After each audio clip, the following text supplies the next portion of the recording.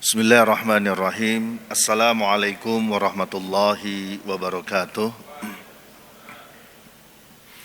Alhamdulillahilladzi arsala rasulahu bil huda wa dinil haq liyuzhirahu 'ala dini kullihi wa kafa billahi syahida. Asyhadu an la ilaha illallah wahdahu la syarikalah wa asyhadu anna Muhammadan abduhu wa rasuluhu la nabiyya ba'dahu amma ba'd.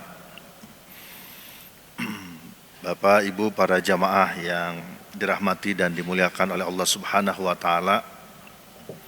Alhamdulillah kita sudah masuk di hari ke-23 dan mudah-mudahan di sisa bulan Ramadan tahun ini kita bisa optimalkan dengan ibadah yang terus meningkat kualitasnya sehingga mudah-mudahan kita bisa meraih predikat takwa.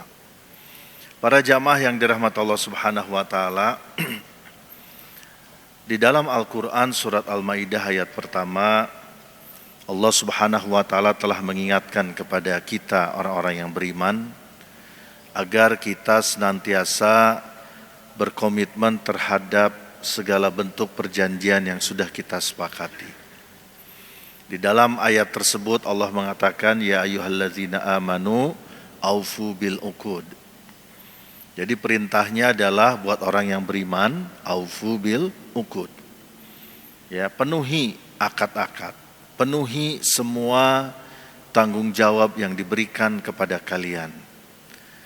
Artinya kalau kita sudah bersepakat, entah untuk melaksanakan bisnis bersama-sama, atau kita bersepakat untuk melaksanakan sesuatu, memiliki perjanjian, ya termasuk diantaranya kalau kita diminta untuk memegang amanah.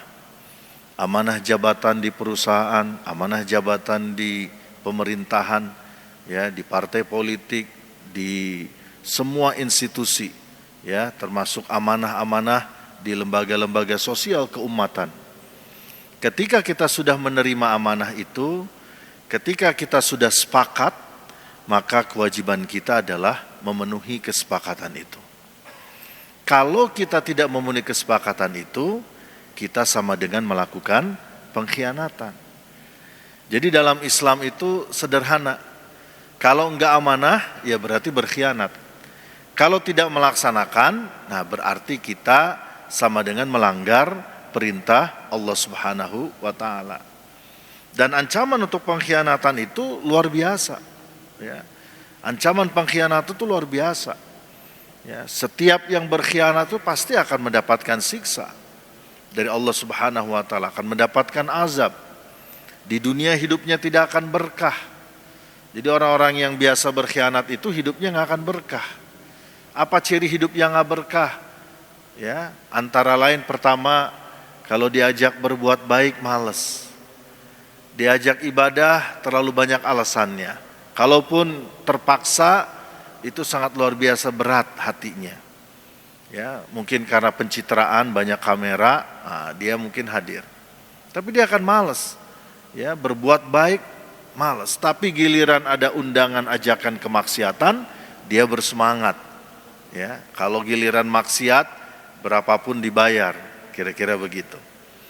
Jadi itu luar biasa ancamannya. Ya, bahkan juga ancaman kefakiran, baik kefakiran secara material maupun secara ruhiyah, secara spiritual.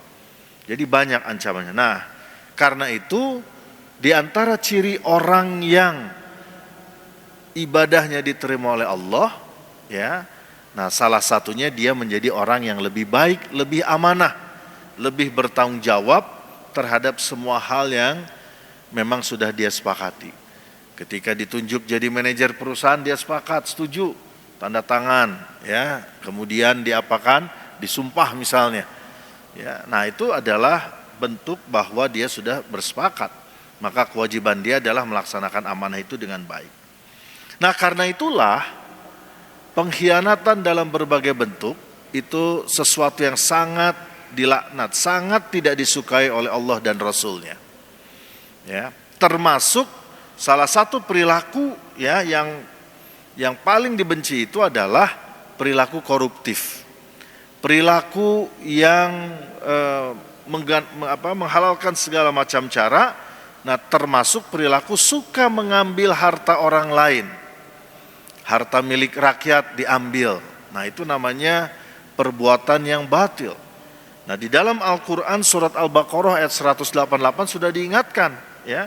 Wala ta'kulu amwalakum bainakum bil batil wa tudlu biha ilal hukami litakulu min amwalin nasi bil ismi wa antum ta'lamun. Ya, jadi udah diingatkan oleh Allah di surat ini, di ayat ini, untuk tidak memakan harta dengan cara yang batil. Nah, termasuk menyuap untuk para hakim supaya harta itu berpindah kepemilikannya secara ilegal menjadi legal, ya. Nah, jadi ini untuk para hakim, siapa tahu para jamaah di sini ada yang jadi hakim, ya, ingat nih, ini hakim udah disebut, dimention di ayat ini, ya, secara eksplisit oleh Allah Subhanahu wa taala, ya, karena kaki hakim itu ada dua, satu di surga, satu di neraka.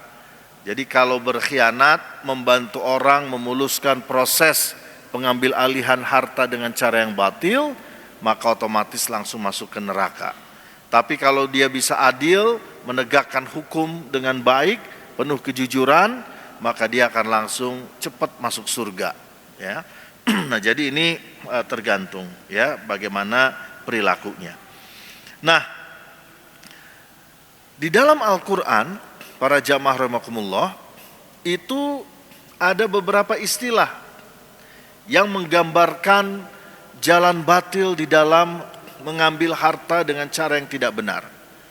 Ya, ada istilah-istilah, kalau dalam bahasa hari ini, ya, korupsi. Ya, istilah-istilah korupsi yang digambarkan di dalam Al-Qur'an maupun di dalam hadis Rasulullah SAW. Misalnya yang pertama adalah ghulul. Ya, ghulul. Ghulul ini awalnya ini adalah pengkhianatan atas amanah yang seharusnya dijaga. Jadi pengkhianatan. Nah, contohnya adalah pengkhianatan itu adalah penggelapan harta. Ya, nah, di antara isu yang ramai di zaman Nabi itu adalah terkait dengan penggelapan harta rampasan perang. Makanya turun, ya, ayat surat Ali Imran 161.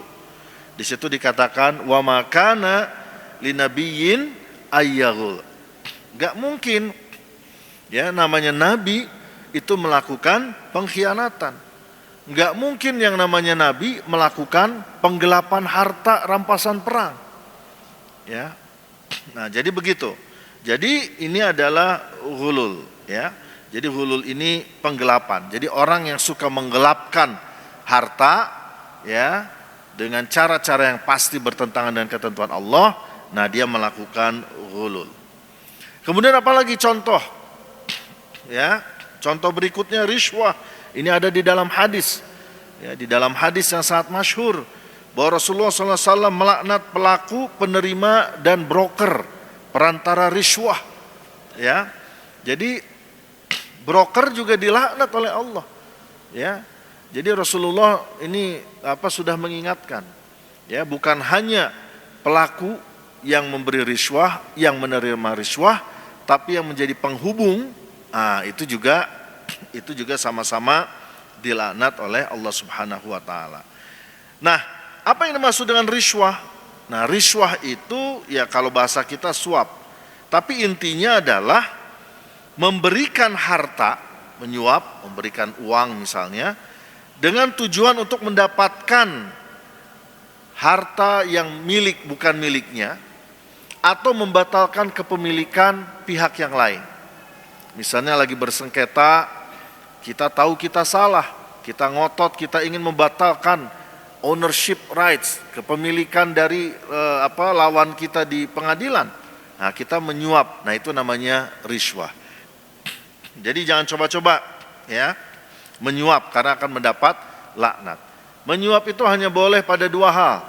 Pertama, nyuapin istri sendiri. Nah, itu boleh, ya. Yang kedua, atau sebaliknya. Yang kedua adalah nyuapin anak. Nah, ya, atau sebaliknya, anak nyuapin orang tua. Di luar itu tidak boleh, ya. Nah, kemudian yang ketiga ini yang menarik. Jadi rupanya perilaku koruptif itu juga bisa terkait dengan perilaku buruk lainnya. Yaitu apa? Yaitu perilaku suka bohong. Jadi ada korelasi antara tukang bohong dengan korupsi. Itu ada di dalam Al-Quran surat Al-Maidah ayat 42. Ya. Di situ dikatakan sama'una lil kadhibi akaluna lisuh. Nah, perilaku ini namanya as-suh. Ya. Jadi as-suh itu suka memakan harta haram ya dengan jalan koruptif, dengan jalan yang batil. Dan juga kenapa dia begitu? Karena kebiasaannya suka mendengarkan berita-berita bohong. Suka dengan kebohongan. Ya.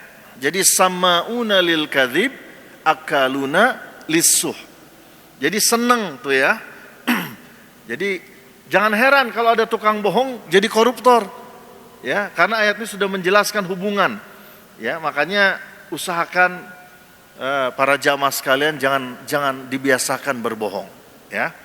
Jangan dibiasakan berbohong karena berbohong akan membuat ya kita nauzubillah ya akan membuat kita terdorong melakukan tindakan koruptif. Ya. Nah, jadi seperti itu. Makanya jangan suka ini ya. Jangan suka mendengarkan gosip, jangan suka menebar fitnah, ya. Ya, termasuk kalau di sini ada yang suka ngevlog, ya hati-hati. Jangan sampai ngevlog, ngasih review, bikin tutup usaha orang, jangan ya. Kasihan. Nah, kalau mau mengkritisi untuk meningkatkan ini. Ini soalnya banyak yang nanya, gimana hukumnya menjadi vlogger? YouTube-nya dapat penghasilan, kerjaannya mengkritisi dan menutup tempat ini orang. Ya, saya bilang ya jangan sampai over lah ya. Nah, jadi begitu. Ya, as-suh. Nah, itu korelasinya kuat nih antara suka bohong dengan apa? Dengan perilaku koruptif. Jadi jangan heran ya para jamaah sekalian kalau ada koruptor terkenal tukang bohong, karena memang keduanya punya korelasi yang sangat kuat. Kemudian berikutnya apa lagi? Ya, contoh ya, antara lain yang berikutnya adalah ghasab. Yaitu apa itu ghasab? Itu korupsinya terang-terangan. Ya, jadi memintanya terang-terangan. Kalau dulu misalnya korupsinya di bawah meja, nah terang-terang, ghasab itu di atas meja, terang-terangan. Bahkan nggak pakai meja kalau sekarang, ya, mejanya nggak ada, terang-terangan minta. Anda kalau mau ya bayar ke saya sekian. Padahal itu ilegal kecuali sesuatu yang legal. Ya, kalau yang legal nggak ada masalah. Ya, misalnya ngurus paspor, kalau mau jadi sehari bayar tambahan 1 juta itu legal, itu nggak ada masalah. Tapi kalau misalnya untuk mengurus apapun harus bayar sekian, itu sifatnya ilegal, maka yang ilegal itu sesuatu yang dilarang. Ya. Nah, jadi terang-terangan zolim itu. Sudah korupsi, zolim, menyulitkan urusan orang lain, wah itu dosanya udah nambah-nambah ya. Jadi nanti para jamaah jangan kasih nama anak yang begitu ya, as-suh, ghasab, jangan ya. Rishwah misalnya, oh namanya keren nih, rishwah, jangan ya. Karena itu nama-nama koruptif semuanya ya, jadi jangan. Nah, itu ghasab itu apa? Terang-terangan ya. Jadi dia menzolimi orang lain, dia ingin menguasai hak orang lain, nah dia terang-terangan meminta, terang-terangan mengambil. Misalnya proyek, oh langsung terang-terangan, ini 10% ke saya, ya Anda sisanya atur aja yang 90%. Nah, nanti begitu masuk ke lapangan ada lagi yang minta terang-terangan, nah, ya. Nah, jadi itu sesuatu yang tidak disesuai dengan ketentuan Allah. Kemudian apalagi contoh ya, yaitu di dalam surat Al-Maidah ayat 38, yaitu istilah korupsi juga masuk dalam kategori dalam ayat ini kategori pencurian ya. Jadi di sini dikatakan wasariku wasariqatu faqta'u aydiyahuma. Jadi pencuri laki-laki maupun pencuri perempuan potong apa? Kedua tangannya. Ya. Nah, perilaku korupsi masuk juga ke sini ya, dalam perilaku as-sariqah. Ya, yaitu suka apa perilaku pencurian. Makanya hukumannya gimana? Hukumannya dalam Quran ini diperintahkan untuk diapakan? Dipotong tangannya. Saya kira bagus juga ide motong tangan ya. Ya, supaya apa? Supaya nanti ditandai. Jadi kalau ada orang tangan yang nggak lengkap, nah, entah dia punya disabilitas, atau yang kedua kalau kelihatannya sehat bugar, berarti dia koruptor, kira-kira begitu, ya. Nah itu sangat baik. Makanya kategorinya apa? Kategori pencuri. Dan kecenderungan manusia itu, kalau yang mencuri berasal dari kelompok elit, itu kecenderungannya ditutup-tutupi. Dan itu pernah terjadi di zaman Rasulullah. Makanya para jamaah rahimakumullah, kita ini perlu belajar sirah, belajar tarikh, belajar sejarah. Kenapa sejarah itu penting? Karena sejarah itu menggambarkan peristiwa yang terjadi di masa lalu, sekaligus memberi jawaban terhadap masa depan. Ya, jadi sejarah itu kejadian past events.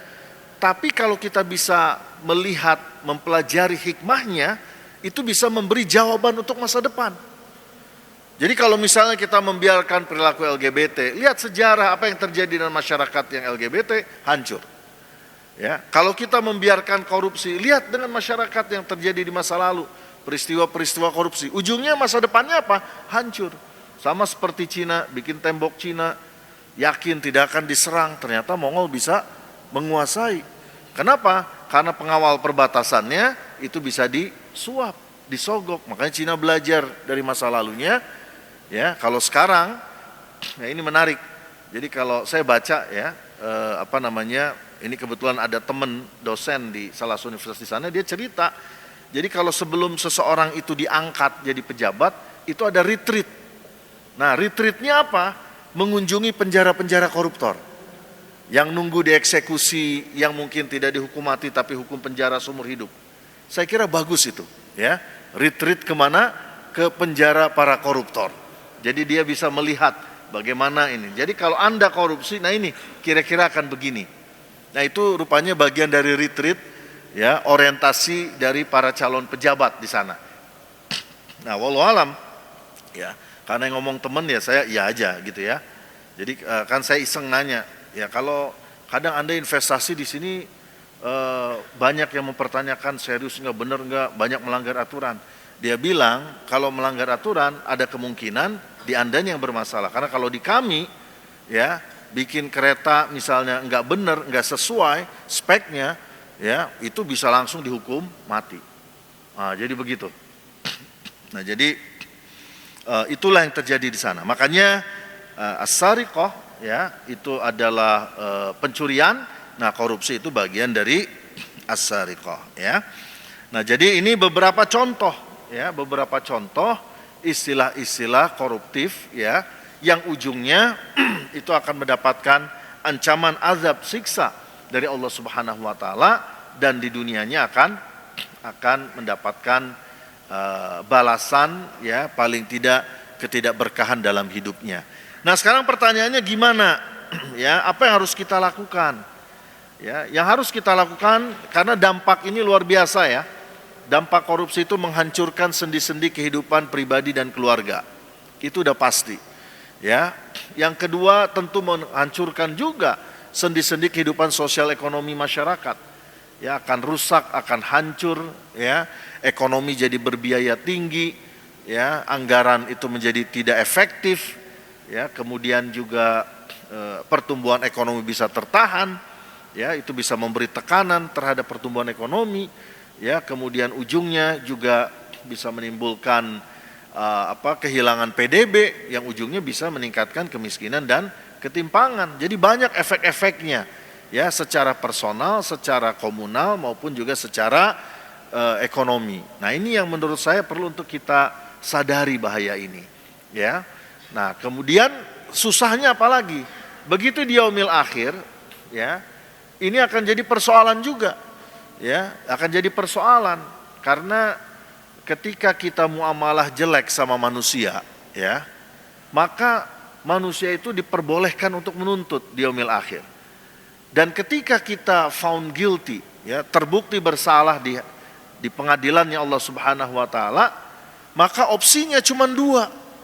Opsinya cuma dua. Satu, kita ngasih pahala kita sama dia, atau yang kedua, dia ngasih dosa sama kita. Itu kan opsinya nggak enak semua. Pahala kita berkurang, dosa kita bertambah. Peluang mampir di nerakanya jadi tinggi. Nah, jadi ini perlu disadari. Nah, karena itu apa yang harus kita lakukan? Ya, pertama, tidak ada cara yang lebih efektif membentengi diri selain dengan agama. Ya, makanya pengetahuan agama kita, ya amaliyah kita harus terus ditingkatkan. Iman dan amal soleh itu adalah benteng yang paling kuat. Ya, yang kedua kita tentu harus terus dorong ya supaya di kita ini berkembang terus ya sistem ekonomi, sistem pemerintahan, sistem birokrasi, ya sistem bisnis dan sebagainya yang betul-betul mengedepankan aspek kejujuran, transparansi dan akuntabilitas. Nah, ini harus terus kita dorong ya, mudah-mudahan dengan ikhtiar berkelanjutan seperti ini Allah Subhanahu wa taala ya akan membantu Indonesia keluar dari berbagai masalah. Ya, akan turun rezekinya yang berlimpah ya dari berbagai penjuru, nah sehingga bangsa kita bisa bangkit menjadi bangsa yang menjadi pemimpin peradaban di dunia ini. Ya, dan mudah-mudahan kita semua ya, saya yakin kalau di sini para jamaah insya Allah semuanya anti koruptor semua ya, anti korupsi semua begitu. Ini kalau di kampus kita lagi semangat ya menerapkan zona integritas wilayah bebas korupsi. Nah, jadi begitu ya. Jadi ini makanya ceramahnya tentang korupsi ya, supaya kita semua bisa membangun kawasan-kawasan bebas korupsi di lingkungan kita masing-masing, sehingga Allah Subhanahu wa taala akan menurunkan keberkahannya kepada kita. Saya kira itu saja yang bisa saya sampaikan. Terima kasih banyak. Selamat melanjutkan iktikaf. Mudah-mudahan Allah menerima amal ibadah kita. Assalamualaikum warahmatullahi wabarakatuh. Kenapa? Mau nanya boleh? Terkait apa? Broker. Ya. Assalamualaikum warahmatullahi wabarakatuh. Ini terkait broker ini tadi yang dilarang. Bagaimana kalau misalnya barang dan jasanya itu halal dan akadnya jelas, apa masih dilarang apa gimana Pak? Ya. Broker. Ini riswah ya, bukan brokernya samsaroh, beda lagi. Kalau samsaroh jadi broker jual beli barang yang halal, nggak apa-apa Pak kalau itu ya. Ya, namanya samsaroh. Kalau dalam istilah fikihnya namanya samsaroh. Kita jadi perantara, kita jadi agen satu produsen, itu nggak apa-apa. Broker di sini broker riswah, perantara riswah. Walaupun misalnya barangnya halal, barangnya toyib, barangnya sudah sesuai dengan kriteria aspek keamanan pangan, misalnya kalau dia makanan, ya tertahan di pelabuhan, ya nggak bisa keluar barangnya misalnya, ya. Nah kita cari perantara yang bisa menghubungkan dengan otoritas, kemudian kita nyuap, nah itu namanya riswah. Si broker ini dosa nggak? Dosa, ya. Kita yang memberi riswah dosa, mereka yang menerima riswah dosa, dan yang menghubungkan juga dosa. Nah inilah namanya broker, perantara dalam riswah, bukan samsaroh dalam bisnis ya. Nah, begitu. Soalnya jangan sampai, wah broker nggak boleh, saya berhenti ya. Nggak boleh kalau untuk bisnis nggak apa-apa, yang nggak boleh untuk korupsi, nah itu nggak boleh. Ya. Baik, mungkin masih ada? Ya silakan.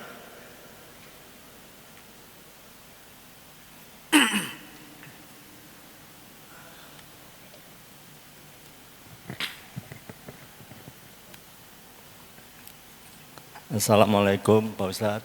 Ya, assalamualaikum warahmatullahi. Saya mau menanyakan tadi penjelasan mengenai yaumil akhir. Apa? Yaumil akhir. Oh, yaumil akhir. Ya. Tadi disebutkan oleh Pak Ustadz katanya saya agak ganjal sih bahasa juga gitu. Bukannya itu nomor 1 kalau yaumil? Apa? Kalau nggak salah kalau yaumil itu menurut saya ya itu apakah itu nomor 1 itu kan udah pasti dari Allah gitu. Menurut saya Pak, koreksi kalau saya salah Pak. Mohon maaf agak kurang jelas agak. Iya. Ini udah deket banget padahal. Punten. Iya itu saya nanya tadi masalah yaumil. Oke. Nah, dikatakan tadi Pak Ustadz kan bilang kan juga kata-kata juga. Apakah yaumil itu harusnya udah real pasti gitu. Hukum Allah gitu. Bukan nomor 1 itu Pak Ustadz. Mohon maaf kalau saya salah dikoreksi. Punten. Ya. Tadi apa duga? Kenapa? Juga. Ya. Ya, jadi gini.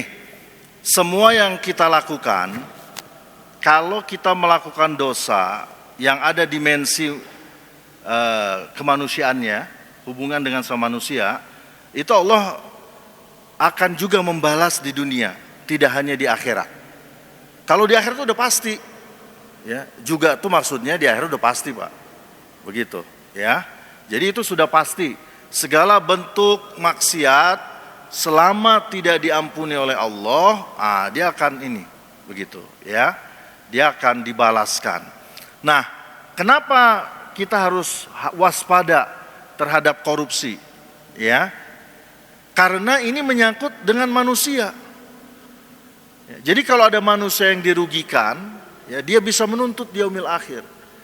Tapi tidak hanya di yaumil akhir, di dunianya juga orang yang menzolimi orang lain, apalagi yang dizolimi kemudian berdoa meminta kepada Allah Subhanahu wa taala, maka pasti yang berbuat dosa itu juga akan dibalas di dunia dalam bentuk kehidupan yang tidak berkah. Begitu. Jadi juganya maksudnya bukan juga posisi lebih tinggi lebih rendah, tapi ini adalah satu sequence. Itu di dunia ya Pak? Ya? Ya di dunia artinya. Ya, dunia dan di akhirat. Oh iya ya. Okay. Ya. Kalau dosa kita sama Allah, kita minta sama Allah, Allah insya Allah langsung kabulkan. Tapi kalau dosa kita sama Allah dengan disebabkan oleh dosa kita sama manusia, nah ini yang tidak mudah. Ya, makanya saya sih menyarankan para koruptor yang sudah usianya tua, ya, minta maaf aja di medsos di mana gitu ya. Minimal mengakui saya korupsi dulu waktu masih berkuasa, tolong maafkan saya misalnya begitu ya. Paling enggak supaya inilah ya, supaya mengurangi beban pada saat di yaumil akhir nanti. Makanya jangan pernah kita menganggap enteng setiap perilaku yang menzolimi orang lain, termasuk perilaku koruptif. Begitu ya Pak ya? Baik. Ya. Terakhir kalau ada, cukup ya? Sudah jam 2 kurang 1 jam 4 menit. Baik, kita cukupkan. Terima kasih atas perhatian para jamaah sekalian. Kita tutup dan sama-sama baca doa kifaratul majlis. Subhanakallahumma bihamdika asyhadu an la ilaha illa anta astaghfiruka wa atubu ilaik. Assalamualaikum warahmatullahi wabarakatuh.